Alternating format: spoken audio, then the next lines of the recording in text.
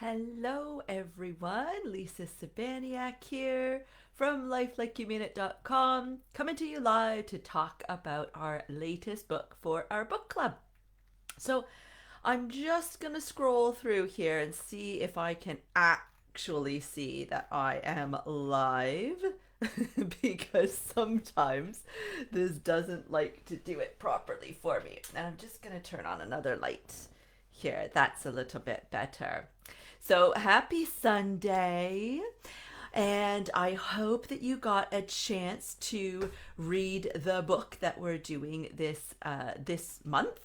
So June's book club has been my book, Survivor to Warrior, You Can Change Your Life. Now, we've done a lot of different books over the last few months. If you've had the ability to be part of the book club and read those books, or if you've just watched the videos afterwards, I hope that you've gotten a lot from them because we started this book club last year, well before anything like coronavirus was even a thought. And one of the reasons why I chose to do my book this time is obviously I'm going to pick my book at some point. And I did put it to a vote, and for the most part, people either didn't respond to the polls that I put up or they contacted me directly and said that they were really interested in doing this book. But the reason why it was one of the ones on offer is, again, it was before the whole Black Lives Matter issue has come up and all of the killings and all of the looting and all of the kind of shift that we're experiencing as a human evolution that hopefully you're experiencing as well. But sometimes that shift doesn't always feel positive at first. I know that there's a lot of emotions that are going on, for me included. I've not been able to react to a lot of to anybody that has posted after my post, which I had lots of people put lots of words of praise and words of solidarity in one of my posts for Black Lives Matters. And I just wasn't able to actually respond, even with a emoji or a thumbs up or anything like that, because it's just very emotional right now. And I know that you can feel that too.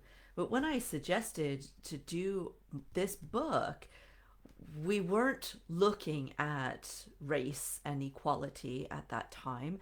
We were just hit with coronavirus. And I thought, with all of the struggles that we were dealing with, everybody in the world dealing with having to get used to this kind of new pattern and new kind of normal of ours of working from home and being in lockdown and being away from our friends and our family and our loved ones, for a lot of people, and for some people even being out of work, that this would actually be a great book in helping with that. And now that we're dealing with even more than that now, and we're looking for this pinnacle shift in our society, it's actually a really great book for that as well. Now, the book itself is my story. It's my story of surviving 10 years of child abuse. But it's not a story of the abuse. The first chapter does talk about what I went through, but for context, so that you have some perspective, some idea of just how bad that voice in my head was, how desperate I was to find relief from the pain, how um, how vulnerable I was, and how weak I really felt. And hopefully, me just saying those things can allow you to see why this would be the perfect book for us to talk about during coronavirus and now during our equality and trying to stamp out racism. So, even though this was a book written specifically about getting over child abuse and moving forward and building the life that I deserved after that specific type of trauma, this stands for all issues, all types of trauma that you can have. And a lot of people are experiencing trauma perhaps for the first time with the lockdown, right? And of course, other people are being triggered, and there's just a lot that's going on. And so, all of the lessons that I teach in this book are really adaptable and transferable for what we're going through right now. So, you don't have to have experienced child abuse as a form of trauma in order to resonate with this book. So, really, the book is not detailing the actual abuse, but rather going through powerful techniques for you to be able to reframe whatever limiting beliefs or outdated belief systems that you have in place that are holding you back, which we all have, by the way, because our beliefs are ingrained in us by the time we're about 7 years old. So, of course, we do a lot of growing and a lot of changing after 7 years old. And those beliefs, unless we actually become aware of them and start putting some techniques in to specifically address them and combat them, they're going to be running our show, even though we as people have changed so much. Okay. I also talk in this book about transformational ways to rewrite your script. So becoming your own hero. So instead of feeling the uncontrolled vulnerability that we can feel during something like a lockdown or something during a global shift with equality that's right on our doorstep right now with Black Lives Matters, or whatever you may have experienced in a trauma that you are trying to get over. It may even be a relationship breakdown. That there are ways for you to rewrite the script of who you feel you are, those beliefs that are running your show, and to be able to stand up for yourself instead of looking for somebody externally to do that for you and show you your worth. I talk about how to use positive intentions and affirmations and meditations and all kinds of different techniques to help you to build your self-esteem and your confidence as well. And ultimately, I'm talking about strengthening your connection to the universe and to your higher self. So through the acts of meditation and self-reflection, so that you can change your perspective of things. And so that's what I'm going to dive in the deepest with today, is that whole concept, because I find from experience in talking with others that some of the concepts that I talk about, like using positive affirmations and intentions and even meditations, and having self-care and things like that, are all logical. They all make sense, right? When I frame them and I talk about them, it doesn't seem to be something that is difficult to grasp for a lot of people. But when I start talking about connecting with the universe and that connection that holds us all together and our connection with our higher selves, that's where that is either new information for a lot of people, or they've heard it before but just don't quite know what to actually make of it and how to wrap their head around the concept, and what to really do to strengthen their connection. So that's what I'm going to talk about primarily today. So for anybody that doesn't know me, very, very briefly, because again, it's not really my story that matters. The abuse part of the book is only the first chapter. And like I was saying before, it doesn't really matter what it is that you resonate with this book. You don't have to have come from an abusive home or have suffered through domestic violence or had any kind of trauma whatsoever. This could really be something that you're resonating with because you're ready for a shift and to take some power back in your life. And this is offering you the tools to do so. But for anybody watching that doesn't know my story, I have survived 10 years of child abuse from the age of 2 until 12. And in that time, I faced all types of child abuse, starting with the emotional and intellectual or psychological abuse of being told right from the age of 2 that I was stupid, ugly, worthless, and useless, being given the nickname Gonzo after the Muppet character with the enormous nose, and into physical violence and into sexual abuse as well. So I went through the gamut, and I had a really tumultuous home life, obviously, but also because I had a very loving and caring mom who made it very, very obvious to me that I was loved and cherished, and that she would move mountains for me on one hand, and then on the other hand, I had the abusive stepfather that was doing all of these things to me. And so it was a really confusing and difficult time in my life. And kudos to my mom for trying to offset that which she knew of, which was very little of what was going on, because let's face it, most abusers do the bulk of their abuse behind closed doors, even to other members of the household, and that's exactly what happened in my case. But for the things that she did know, she really went the extra mile to make sure that I knew I was loved. But I didn't feel like I was loved. And so when I came out of that household, when my mom found out and rescued me, basically, I was 12. And that mantra that he had said to me every day of my life about being ugly, stupid, worthless, and useless, that had become a core belief of mine, right? We set our beliefs about the age of 7. And I'd already had 5 years of being told that that's who I am. So I full on believed that by that time. So the whole next decade and a half was all really me still abusing myself, me still treating myself like I was stupid, worthless, useless, ugly, was never going to amount to anything. But because there was somebody who had made me feel this way, I expected there to be somebody that would come into my life to show me my worth and my value. So this was part of the torment that I set up for myself all through my teens and my early 20s, because I was actively pursuing finding the person who was going to show me my worth, but telling myself all along that I was worthless. So really, truly believing that I was worthless meant that I wouldn't allow people around me that treated me with respect and dignity.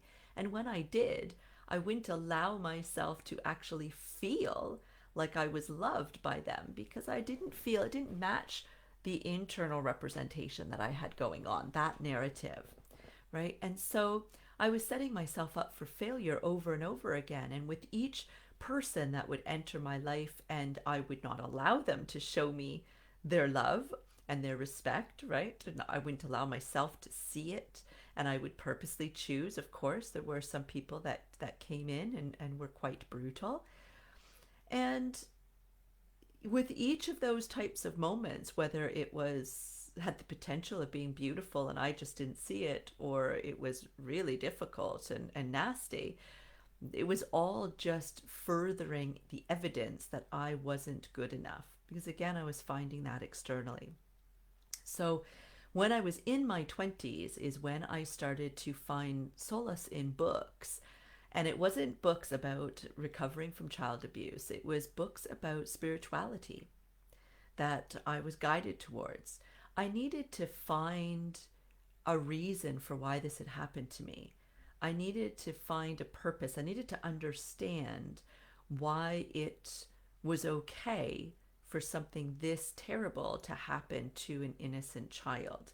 I needed to understand what I had done wrong in order for me to deserve to be treated that way. That's what I was looking for when I started my journey with some of the books that I found my way to. And they're the books that we've looked at so far. Things like the 4 Agreements and the 5th Agreement, and lots of other books that we've already looked at and that we will look at in the future. And what I ended up discovering was my spirituality, my connection to all things, my connection to my higher self. And that started to actually empower me quite a bit, because it wasn't about me believing anymore that I had done something wrong and that this abuse had happened to balance the scales or to put me in my place or to show me that this is what I'm worth.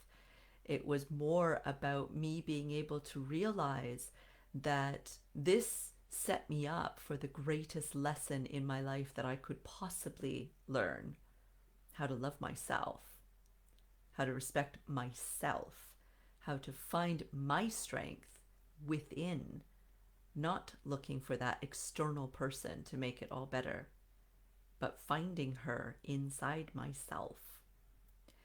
And I started to be able to shift the way that I perceived my past experiences.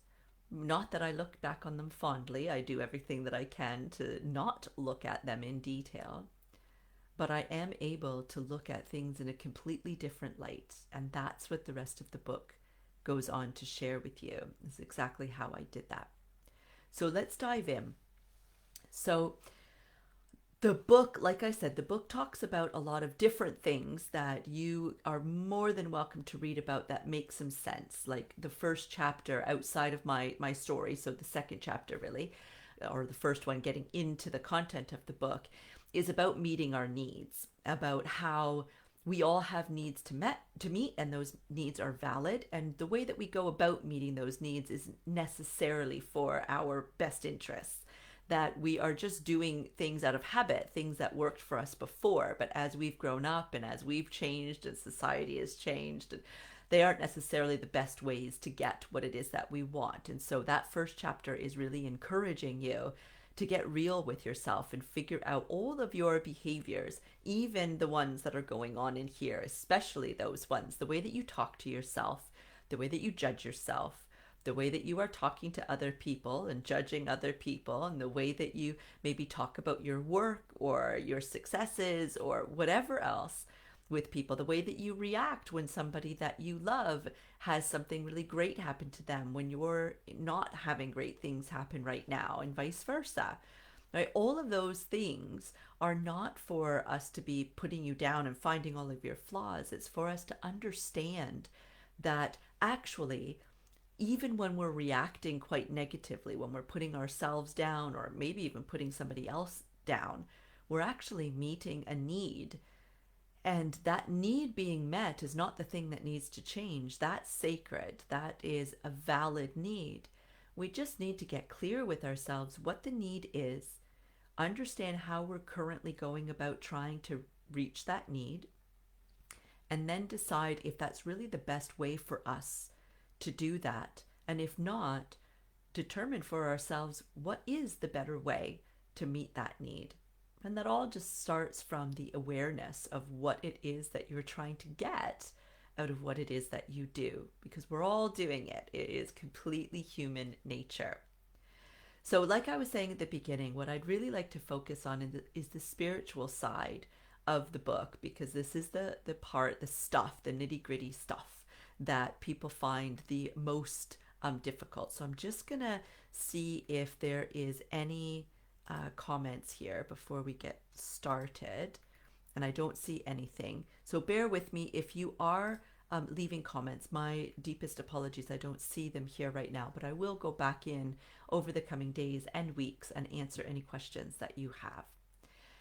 So the first chapter, which is chapter 3, that really delves deep into our spirituality, is called Belief in the Universe. And this was a choice, straight up, just a choice that I needed to make. I needed to believe that there was a higher power and a higher connection for things. And when I allowed myself to believe that, that's when I started to feel empowered myself, and I could start to feel hope, and I could start to feel like there was a reason for things happening, that there was a purpose for my own life, there was a purpose for the hardships that I had endured, and that I would be able to have a life's purpose and help other people through what had happened to me. It was the clear deciding or defining point, that moment in my life where everything changed. And so I'm not necessarily saying that it's definitely not religion for me. I don't find that I resonate with any particular religion. So it's not about going to church for me. It's about a belief in a higher power.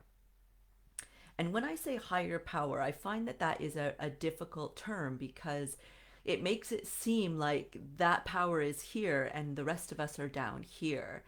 And I 100% truly believe that we are all from that same power, that same source of energy, that we are all one. So when I talk about a higher power, for me, I'm almost talking about a central hub for all of us to reconnect into, rather than what it makes it sound like higher power is here and we're down here, or higher self is here and we're down here.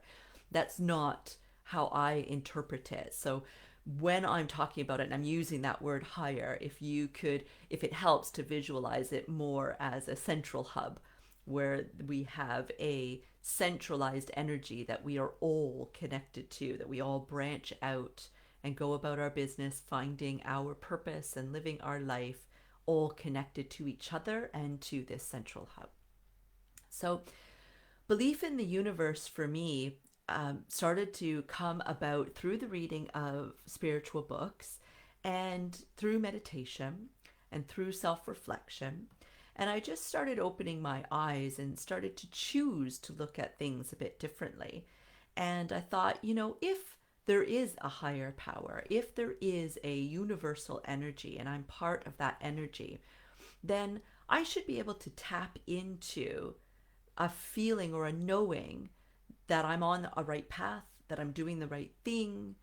I should feel something. And so that's what I started to do. That's what really kicked off my whole healing journey, was me. I wasn't really even aware of the fact that I wanted to heal from the child abuse. I was actually looking to be able to feel this connection with universal energy and find my higher self and find that connection within all beings.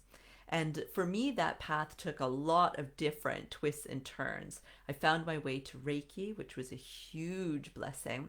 I found my way, my Reiki teacher was a shaman, or is a shaman. And so I did a lot of different workshops and trainings with her that were absolutely beautiful, mind blowing. I did a lot of reading. I did a lot of communing with nature. I did a lot of meditation. I did some Kundalini yoga and meditation. I did big all day long meditation retreats with hundreds of people. Beautiful, beautiful things, right? And everybody needs to do their own thing to find this connection with the universe.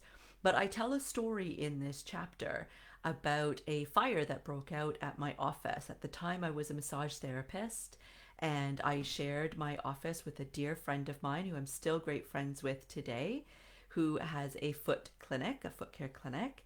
And we had closed up for the night and went home as usual.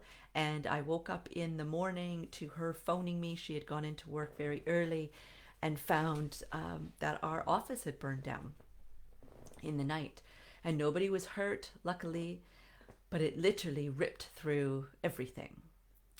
And that was a very surreal feeling, to walk in there with firemen everywhere and unrecognizable space and all of your things, all of the stuff that you love and cherish, and all the energy that you've put into your business helping other people, and it was all just a heap on the floor.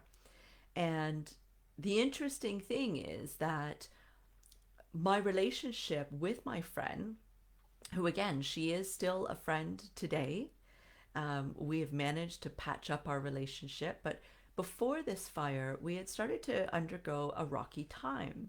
And I can't put my finger on it, and she can't put her finger on it, but there just seemed to be a kind of split between us, and where we were still trying to be friends, but there was some sort of kind of competition or something like that, kind of energy between us that we couldn't figure out. And I was getting quite unhappy with it. And I had really wanted to expand my part of the clinic, but the space didn't offer that. And I did what a lot of people do. And, I talked about moving out and finding my own space, and that this would be maybe a right time to do that, with her and I not getting along as well. I talked about that, thought about that quite a bit. And then I made a bunch of excuses because it was a really safe place to be. She's a dear friend of mine. I knew in my heart of hearts that we would get that friendship back. And it was a beautiful space, albeit small for the two of us. But rent was really reasonable. It was in a great location. So I came up with all of these excuses so that I didn't have to undergo the risk of moving out onto my own, of getting a larger space, the risk of the money that would be involved, that the risk that people wouldn't follow me, right? I didn't have to put my heart on my sleeve and risk failure. So I stayed. And then my office burnt down. Right? And I smile and I laugh with that because now I 100% know. And I knew in that moment also that this was the universe. The intention was not to destroy my life by burning my office down. The intent was to show me the way, to show me that this isn't an option anymore. The option that I need to take seriously is the one to move forward. Now, in that moment, I was not actually thinking about moving my office forward. It was you kind of go into recovery mode, right? How can I get everything back up and running? How can I, use my insurance money to get all of my stuff back up? What am I going to do with my clients? What we could do in the meantime?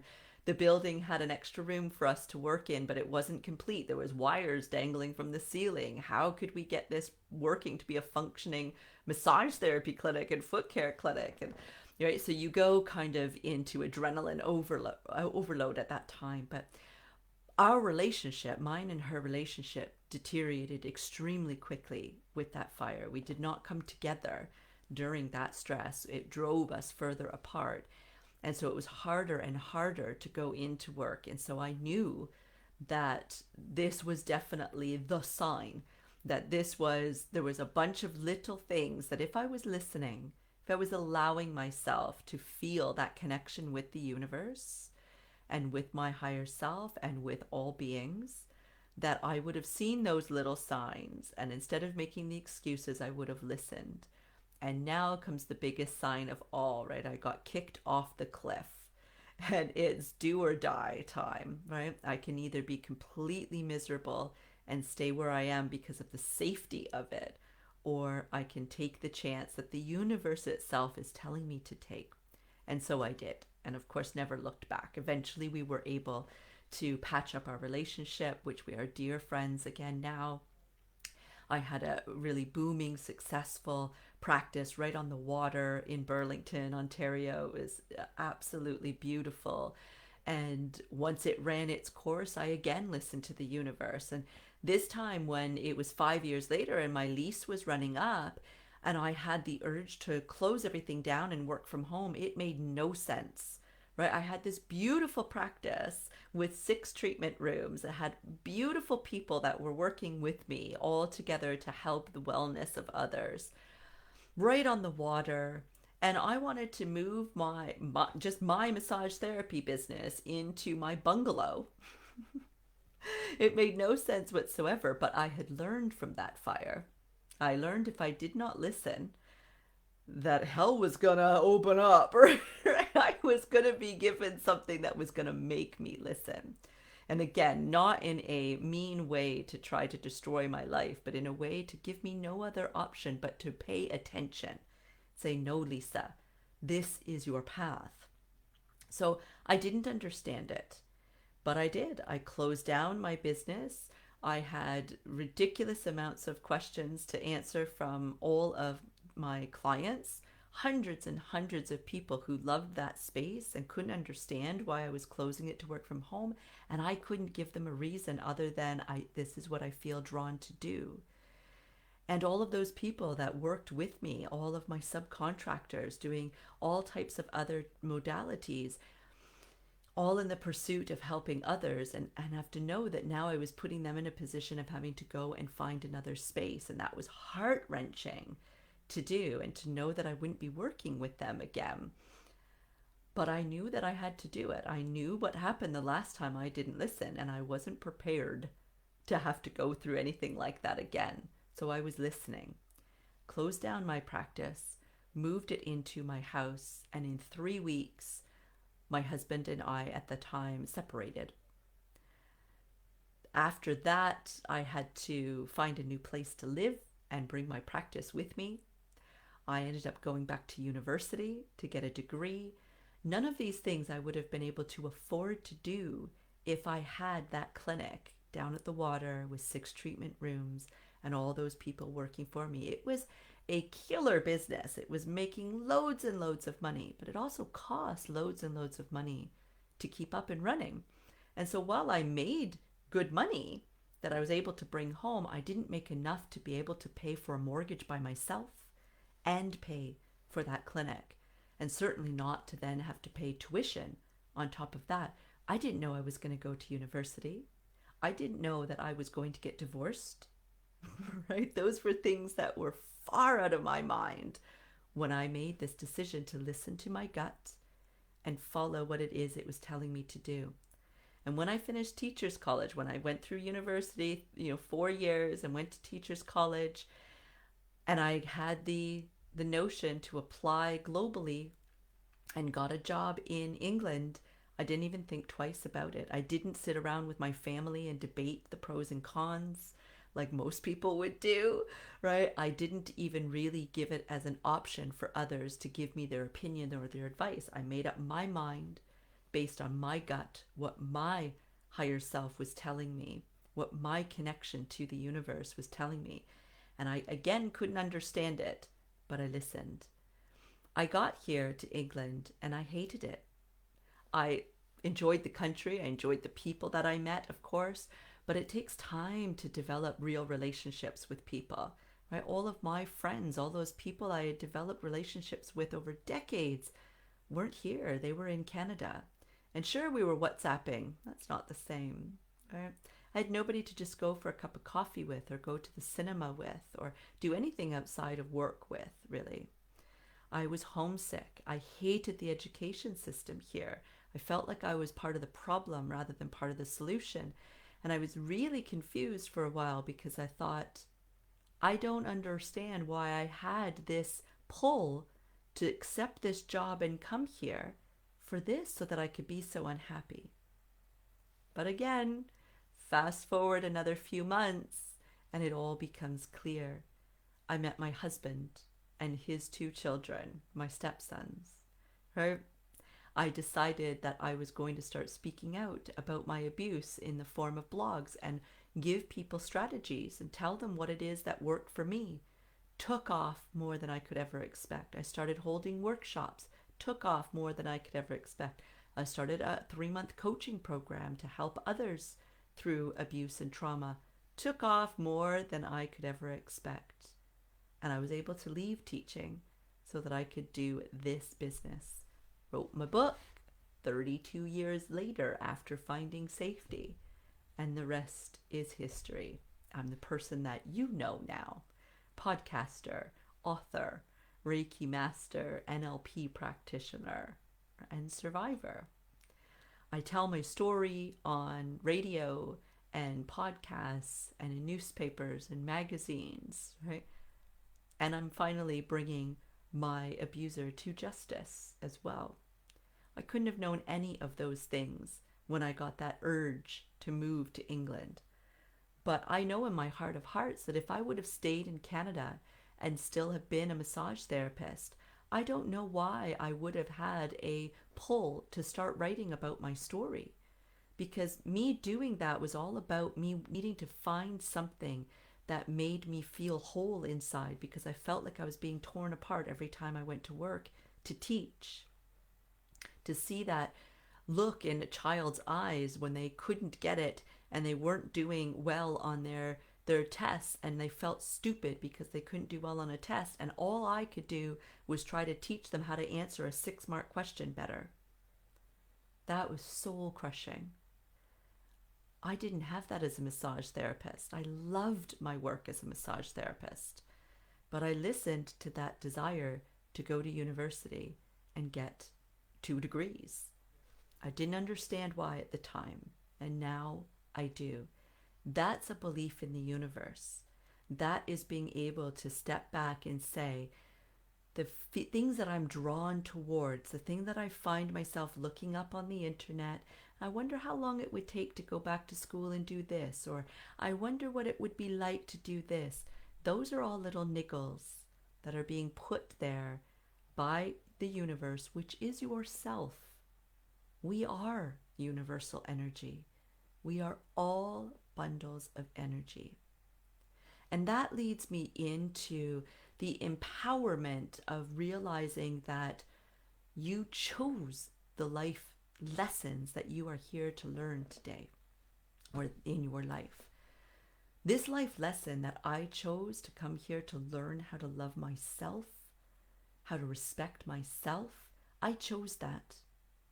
I chose the people to be born to, my mom and my dad. And from there, my choice ran out. Everybody has their free will. My mom divorced my dad. At that time, he was an alcoholic. It was the best thing that she could have done for me. And then she met my stepdad, the one who became my abuser. She couldn't have known that would happen. I don't believe that I necessarily knew as a energetic entity before I would have been born, choosing the people to be born into. I don't think I would have known that he would have come into my life necessarily. And at the same time, I believe that because he had such a pinnacle role in presenting that lesson, because he didn't teach that lesson. He didn't teach me to love myself and respect myself, right? He taught me the opposite. I taught myself that, but on the back of him presenting this lesson in a horrible way.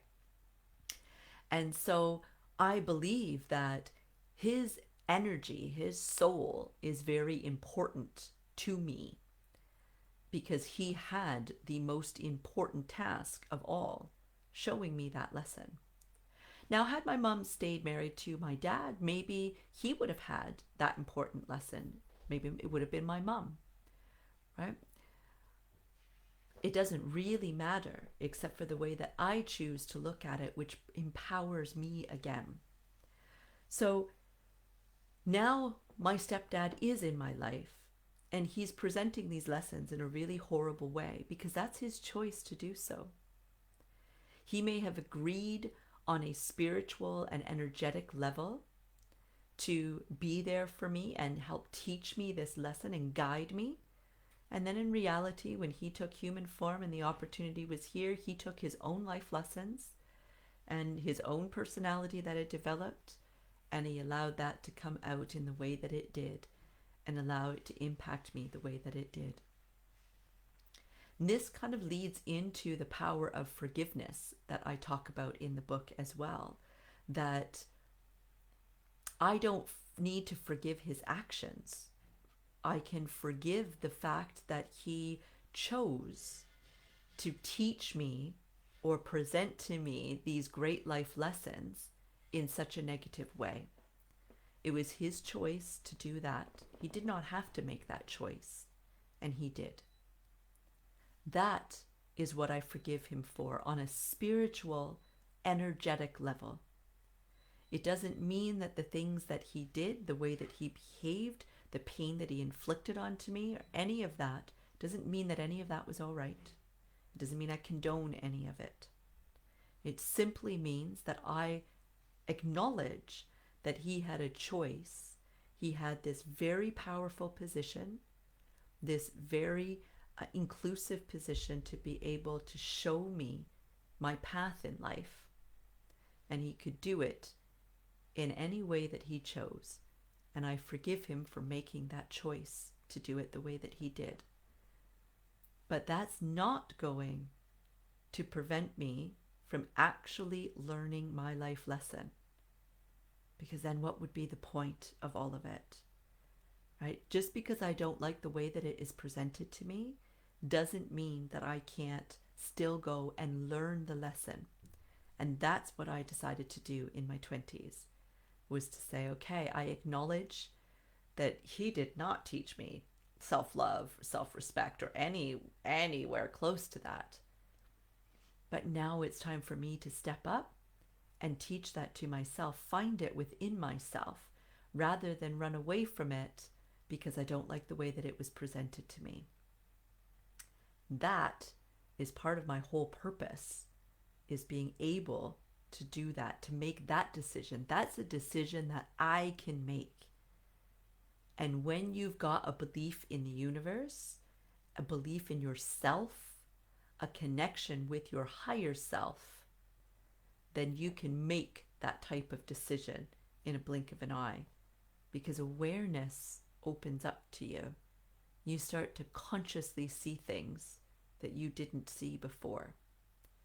And that's exactly what I saw, was that I had had this choice all along, and I was making the decision to ignore it and look externally for somebody else to fix it, because I was angry that somebody else did something to me to put me in this situation, and now I was going to have to do all of the hard work to get myself out.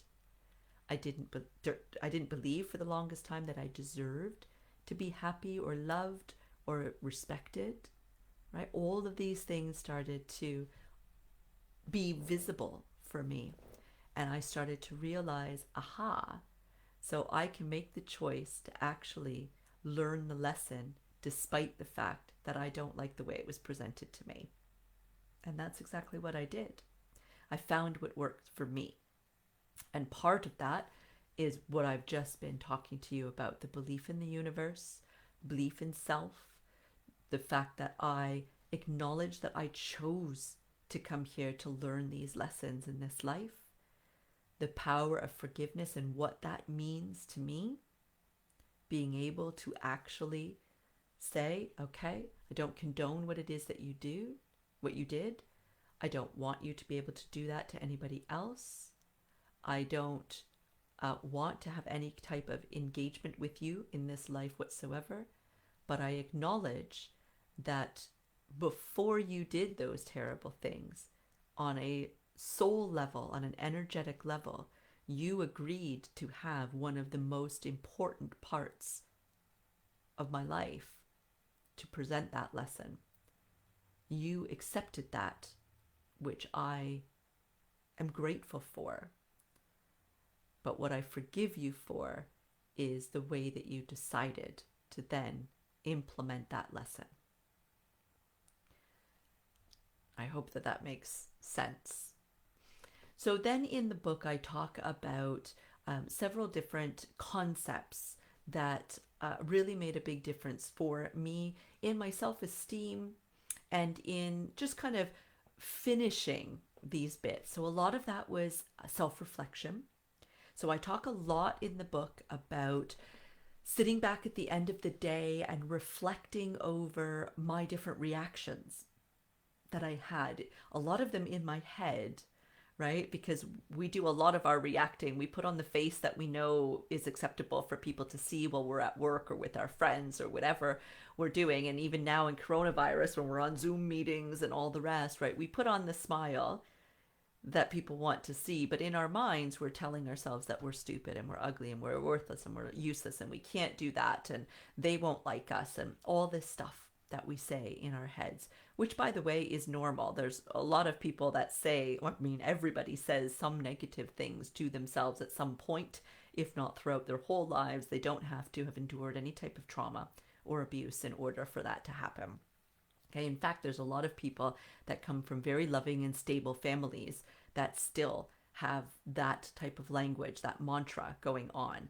Okay, so a lot of what I did was the self-reflection part, the sitting down and actually writing down so that I could get it out of my head, put it into the physical and let it go, but also so I could see it right there in front of me. And I didn't have to do this for very long, because once you start getting the habit of actually sitting and reflecting at the end of the day and writing it down, right? Okay, so I felt really bad about myself, or I felt really anxious when this got brought up, and I immediately started saying to myself that I couldn't do it while I was smiling to the other person and like, okay, right, why did I do all of those things? Why did I smile and not say I'm not comfortable with this? Why did I say okay when I didn't want to do it? Why was I telling myself I couldn't do it? Right? Why did I do all of those things? And relate it to the needs that I have to get met, right? And what is comfortable and acceptable in society. So looking at all of those and being really honest with myself, right? With why I'm doing that. And then eventually that just starts to happen naturally. You catch yourself doing it in the moment, because you know at the end of the day you're going to sit down and actually do that self-reflection. So you start to become more aware of it. And of course, you're aware of it in the moment, in the middle of the meeting, not when you've got a pen and paper where you could just, excuse me 1 second, while I just write down these thoughts I have. Right? So you start noticing your behaviors, your reactions to other people and to yourself in the moment. And because you're so used to pinning that with a need that you need to be met and a why and what's going on, right? Then you can do that all in a split second, right? It's remarkable how quickly this can become a habit and can be a very quick and easy thing to do, which is really wonderful. So self-reflection is a big, big tool that I talk about all throughout the book. And of course, have my 30-day challenge at the end of the book, which is a free challenge that I recommend that you go online and actually register for, because then you get a daily email that prompts you with a video and a meditation, and you've got a workbook that you download, which is basically the same as the end of the book here, but it's, obviously on the computer, or you can print it larger so that you have a lot more room to write and whatnot. And of course, this is free. So you can access that by going to fulfilled.lifelikeyoumeanit.com. So no www dot, just fulfilled at lifelikeyoumeanit.com, or sorry, fulfilled.lifelikeyoumeanit.com. So anyways, the next concept that I started looking at, as well as the self-reflection, was the idea of failure and how I was looking at this term failure, and how I could shift that into looking at it as an opportunity to redirect me onto a different path. And that was actually a lot easier than what it seems like it would be, because we all have lots of life experiences that we can go back to, right? If I go back to that fire, right? Of course, I'm sitting here calm and with a smile on my face and talking about this connection with the universe when I talk about the fire at the beginning of this book club. But it obviously was not a lovely time in my life at that time. There were a lot of tears, a lot of anxiety, a lot of pain at that time. But I still was able to know that this was going to push me into the right direction if I listened. And that gave me hope, right? It gave me the idea that there could be opportunity out of this darkness that could rise. And years later, now that I've seen obviously another couple of decades of my life unfold since then, I'm able to see exactly what has happened in my life because of that fire, right? That one thing leads to another to another. And that's really very, very powerful in helping me now when I feel like things are not going the way that I had expected, like with coronavirus, for example, right? I had just signed my first international speaking gig where all expenses are paid, and right, like a really, really cool gig, like right at this moment that coronavirus lockdown happened. And it was that kind of moment of, oh my, you're kidding, like right when I get like the big thing that's been on my dream board and I've nailed it, and now, oh my gosh, something that's completely out of my control has the potential to come and destroy it, right? And so even with stuff like that, none of us saw the pandemic coming. None of us were prepared for a lockdown. But it's the same sort of concept of being able to say, okay, first of all, I'm going to do some self-reflection for what my actions and reactions are all about, that there's a need that needs to be met there, and there's nothing wrong with that need at all. But I need to make sure that I'm going about meeting the need in the best way possible that's not going to be sabotaging myself later on down the road. I need to look at things and say, okay, this definitely didn't work out the way that I had planned, but that does not mean that it is a failure. This is an opportunity to grow and heal and redirect my energies. There's nothing I can do to be able to allow me to travel to Monaco to do this big speaking gig, right? Nothing that I can do. So I have to be able to surrender that control. And that is also in the book, right? Being able to recognize what you do have control over, which is you, your thoughts, your actions, your reactions. That's all you've got control over. You have no control over anybody else. You certainly don't have any control over what the government decides to do. You don't have any control over how this pandemic plays out, how long we're in lockdown for, whether or not there's a second wave as we start to lower our lockdown restrictions. Right? We don't have any control over that. All we can do is control ourselves. We can do our part to try to make sure that we don't have a second wave. We can listen to the rules, we can abide by them, we can do what feels right for ourselves. So even if we don't want to leave the house, even though we're allowed to leave the house now, those types of things, right? For our businesses, we can try to redirect our energies and see if some of the things that we offer, we can put them online. If some of the things that we already offer and that are online, if we can adapt them somehow to meet people's needs now because of a lockdown that nobody could have predicted, or if there's an entire shift that needs to happen there, right? There are always opportunities there for learning, for healing, or for growing, and sometimes all three. So I have eliminated the word failure from my vocabulary, and it's now redirection. And so I talk about that heavily in the book as well.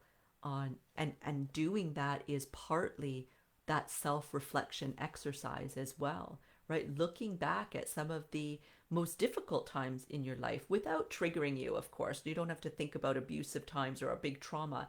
If you think about when you were a kid and your shoelace broke when you were tying your shoes, that was the end of the world in that moment, right? Now you laugh, be like, obviously that was nothing. But that doesn't change the fact that for you in that moment, it was the end of the world, right? Your shoelace broke, right? And now we can say, okay, we can do that similar type of thing for other things in our life and say, yeah, it was difficult. Nobody's taking anything away from that. It was a difficult time.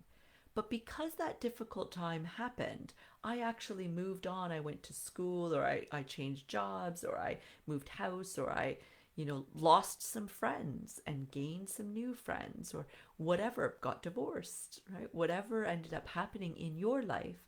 And you can start to see the progression and see, you know what? I might not be exactly where I want to be yet, but I'm moving there. I am taking steps in that direction. And I don't know if I would be able to have done that or have made as much progress as what I've made if it wasn't for those things that were very difficult at that time to go through.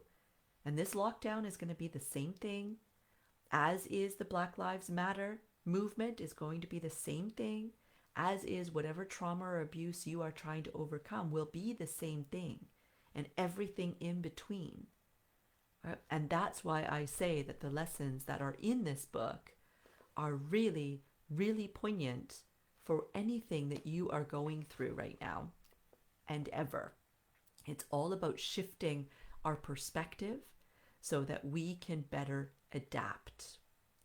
So I hope that that makes sense. I hope that that brings some clarity. If anybody was watching this and you haven't yet got the book, I will edit the description in this once it uploads onto Facebook, and I will put the link in for Canada and for the US and for the UK for you to buy the book. But in the meantime, you can just go to at Amazon or Chapters, Indigo Chapters online, and you can just search Survivor to Warrior by Lisa Cybaniak. And this is the cover that will come up for you. Okay. And it's also on Book Depository and Goodreads. It's loads of different places that you could find the book. So just go ahead and search for it. And of course, I'll put a couple of links in the description for you as well. And I hope that I see more of you signing up for the free book club. This is my way of trying to help people in a more general kind of capacity, because books made such a huge impact on my life. And I am so aware that where I am today is so far removed from where I used to be 20 years ago, or 25 years ago, especially. Oh my gosh, I was such a different person then. And I'm so aware that a lot of you are where I used to be. And so while listening to my story can sometimes be helpful It gives you hope that there is life on the other side of this, that there's light on the other side of darkness. I'm well aware that it can also come across like I'm so far to that other side compared to where you are. And on one hand, I would agree and say, yes, I am night and day such a different person from what I used to be. But on the other side, I know that it's not that big of a step, actually. It's actually not. I know it feels like it is. And I know that sometimes when somebody who is doing really well is giving their tips for how they got there, I know that when you're not in that space, because when I was in my teens and my early 20s, my reaction would have been, well, that's good for you, but I'm not you, am I? I really would have had that kind of anger and that kind of attitude. I would have immediately thought I couldn't do it. And you're rubbing your face in it, my face in it, by telling me that I can and showing me this version of you, right? You're pretending, you're faking. I'd make all kinds of excuses for why I couldn't do it. But books were a safe way for me to explore what was happening in my life and to give my life purpose and meaning in a way that nobody else had to know, right? These were my books that I just read and tucked away and highlighted a bunch of passages and made decisions for, okay, I'm going to try to implement this. And nobody else knew. Nobody else was holding me accountable, which meant if I wasn't able to do it, then nobody else knew that I wasn't able to do it, right? I could just keep trying again and again and again. And so this is kind of why I started the book club, is to open a lot of people's eyes to some of the older books that maybe you wouldn't come across otherwise, because there are a lot of amazing newer age books, of course, that we will get into as well. I'm thinking we'll do a Gabby Bernstein book next, which I love her. But, bringing back some of these older books is something that's really important to me, because those books had such a profound impact on me. And having these discussions, again, it's all online, where the only face that you're seeing is mine, which means that if you haven't read the book, or if you haven't quite got it, or you haven't been able to implement it, it's a safe space for you to get my opinion on what these different concepts mean, how I was able to put them into my life, and the changes that they've made. You can see all of that without me having to know that you haven't been able to do that yet, which brings an element of calmness and empowerment and safety back for you, so that you can honor where you're at, the level that you are at, and what you need in this particular moment. So I would love to see more of you sign up for that. And that's at lifelikeyoumeanit.com/book-club. And again, completely free. It just allows me to send these videos to you after I've uploaded them, and to give you the links for the next book, the date for the next book club, and then give you a reminder a couple of days before we go live with the link, of course.